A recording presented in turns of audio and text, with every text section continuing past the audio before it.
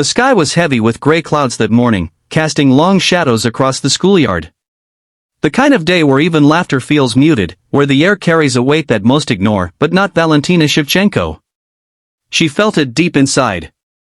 It wasn't the weather pressing down on her heart. It was something heavier. Something that had followed her for months.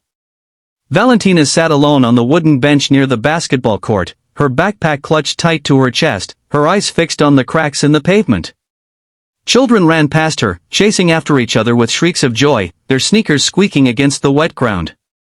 To them, the day was ordinary. But for Valentina, ordinary no longer existed. Every step she took on campus came with the dread of what was waiting for her. You see, Valentina wasn't weak. She wasn't fragile. She wasn't the shy girl everyone thought she was. In truth, she was stronger than even she realized. At home, her life was disciplined, structured, filled with early mornings of martial arts practice before dawn. Her mother had raised her on principles of respect, patience, and resilience. The greatest battles, her mother always told her, are the ones fought inside, between your anger and your peace. But at school, none of that seemed to matter. All they saw was a girl who kept to herself. A girl who rarely spoke. A girl who walked with her head slightly lowered, as though trying to disappear into the crowd. And to the bullies, that made her the perfect target. The bullies. There were 4 of them, 3 boys and 1 girl. Together, they formed a cruel little pack, feeding off one another's laughter and daring one another to push the limits of meanness. Jason, the tallest, was their leader. Loud, brash, always desperate for attention. He came from a broken home, but instead of finding healing, he found control in making others feel small. Mark, his shadow, was less confident, but laughed the loudest whenever Jason humiliated someone. He was the kind who bullied not out of cruelty but out of fear of being the next target.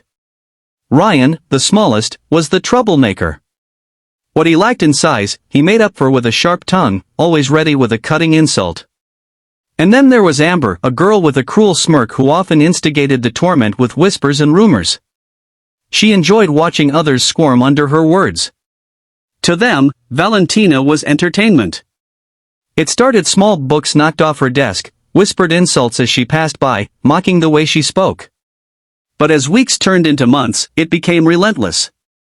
Rumors about her family spread. Lunch trays accidentally spilled on her. Lockers slammed shut just as she tried to reach inside.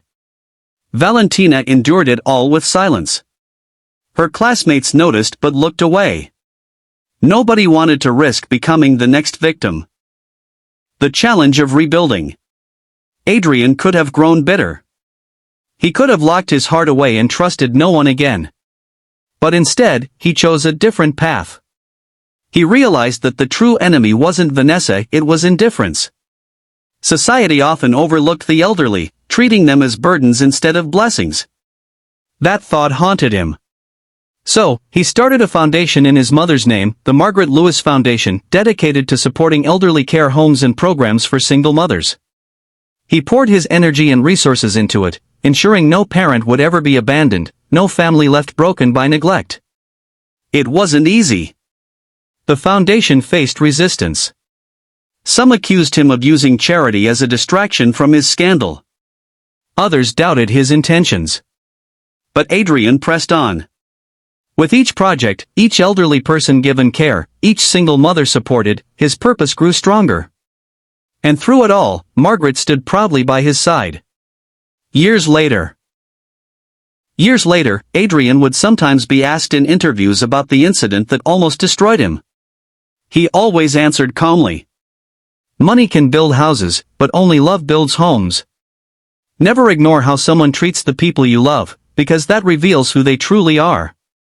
That day, I lost a fiancé, but I saved something far greater, my mother's dignity, and my own soul. And those who knew his story always nodded in respect. The inspiring message.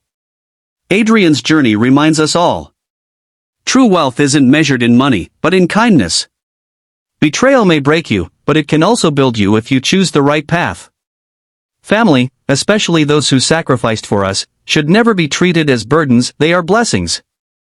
Speech balloon now. Dear viewers, what would you have done if you were Adrian? Would you have confronted Vanessa differently, or walked away just like he did? Share your thoughts in the comments below. I'd love to hear your perspective. Folded hands. If this story touched your heart, don't forget to like this video, share it with your friends, and subscribe to my channel. Be kind always for more powerful, life-changing stories. Because at the end of the day, kindness is the greatest legacy we can leave behind. One rainy afternoon, when the hall smelled of wet coats and muddy shoes, Valentina felt her patience slipping. She was gathering her things at the end of class when Jason blocked her path. "Where you running off to, silent girl?" he smirked.